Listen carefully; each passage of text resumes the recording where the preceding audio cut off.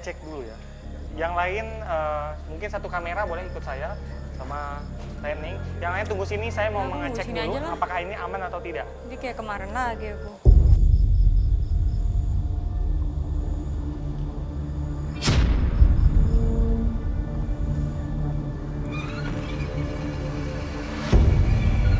Siapa?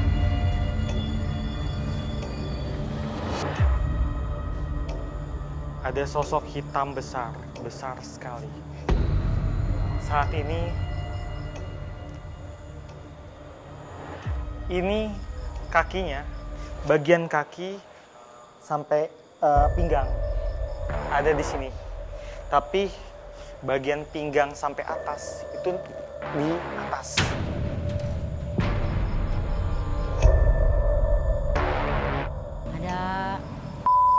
Yang matanya merah berbulu itu.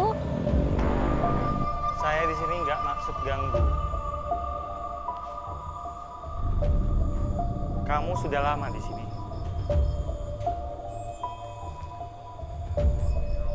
Iya, dia bilang di sini dia masih sudah lama. Dia senang di sini karena di sini lembab dan dulu dia makan darah orang-orang yang dibantai. Dia suka banget darah manusia. Dia sekarang lagi menghadap ke sana. Ini dia nggak ramah. Jadi lebih baik kita tinggalin dia. Kita tinggalin dia cepet.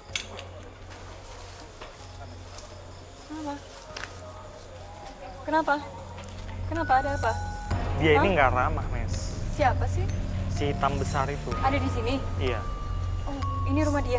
Saking besarnya, kita cuma bisa lihat selututnya aja. Oh, Sisanya di atas. segede apa sih? Lebih gede dari bangunan ini, lebih tinggi dari bangunan ini. Dia bawa energi apa di sini dia? Dulu dia ini makan darah korban-korban yang pembantaian. Dia suka sekali darah manusia. Dia udah lama ada di sini, Ruth. Dia sudah lama sekali. Dia membahayakan manusia nggak? Dia membahayakan manusia, dia ini bikin manusia-manusia yang tinggal di sini nggak betah. Iya. Hawa dia ini panas. Jadi kalau tempat ini ditempatin manusia, manusia yang tinggal di sini tuh hawanya kayak yang nggak betah. Kemudian rasanya mau marah-marah, rasanya kayak gampang tersulut emosi. Dia ini tipe yang nggak bisa dibicarakan baik-baik sih. Tadi Salini ada ngomong sosok yang sangat mengganggu itu ada di pohon besar belakang. Saya jadi penasaran. Nah, mungkin pemirsa di sini juga ingin tahu tempatnya seperti apa, makhluknya seperti apa. Kita ke sana aja. Lewat mana kita? Dari sini. Oh, oke. Yuk, pelan-pelan ya. Setelah Rudi berhadapan dengan sosok hitam besar, saya dan Rudi mengikuti kembali informasi yang didapat dari Salini untuk mengetahui siapakah sosok pengganggu yang dimaksud. Dan kami menuju pohon besar yang ada di belakang bangunan Ruko Toserta. Ini pohonnya, gede banget, Ruth. Iya, ini Lewat dia. mana kita?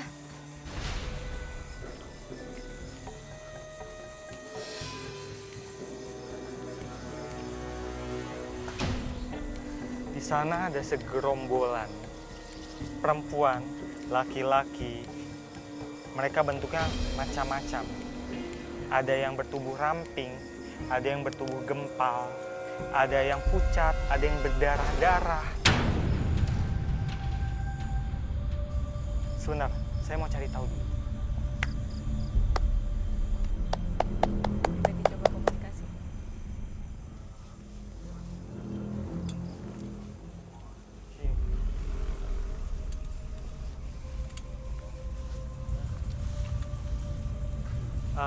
Diam di sini. Ya, diam. Saya mau ngobrol sama kamu.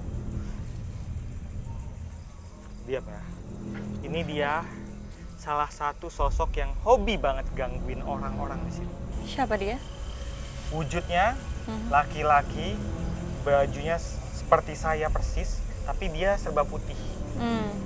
Rambutnya panjang segini, terus kemudian bawahnya ini, matanya ini kayak hitam. Dari kali berkumpul semua di situ. Udah tempat dia. Kalau yang itu lelaki, yang punan yang sebelahnya ada itu kan. Dia kukunya panjang sekali, segini. Bentuk kukunya itu seperti kuku elang.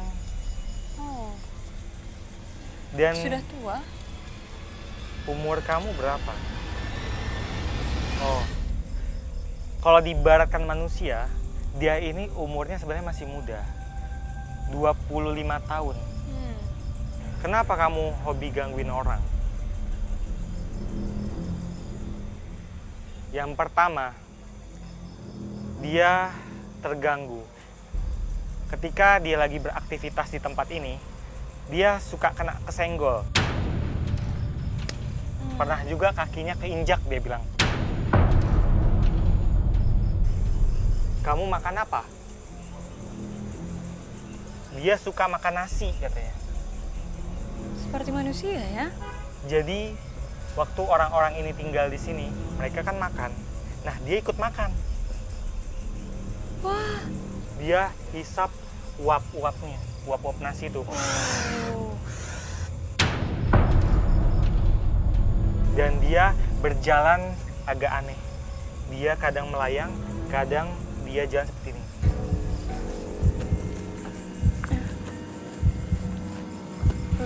Rudi.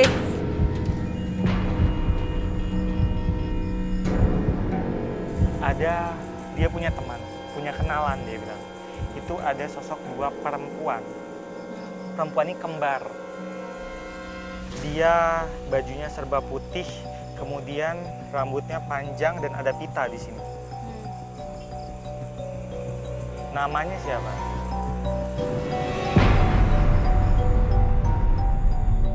Mereka dikenal dengan nama si kembar, tapi nggak ada nama, nggak punya nama. Nggak punya Jadi nama. cuma disebut si kembar. Jadi ketika dipanggil si kembar, mereka akan datang sekali berdua. Oke. Nah, maksud aku kenapa menyebutkan si kembar? Tadi saya tanya ke dia, kamu punya kenalan di sini siapa lagi? Yang karena mungkin ada mengganggu juga dan yang punya hobi kurang lebih sama. Dia menyebutkan si kembar. Dulu si kembar ini punya majikan, punya adalah khodam seseorang. Khodam itu maksudnya jin pendamping. Nah, kemudian orang itu sudah meninggal. Akhirnya si kembar jadi tinggal di sini. Apa si kembar Miliknya. sekarang masih di sini atau mungkin punya pemilik lain?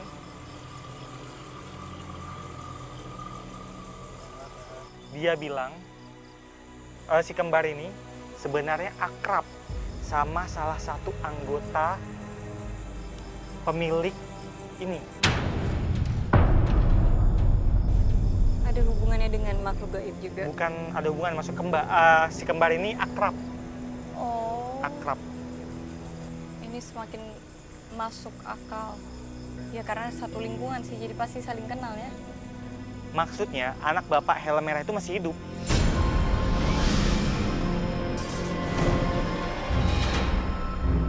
Ya berarti mungkin dari zaman dulu bapak-bapak pakai helm itu masih ada. Anaknya ini udah berteman sama yang si kembar. Apa sih kembar itu kenal akrab sama bapak helm merah semenjak hidup?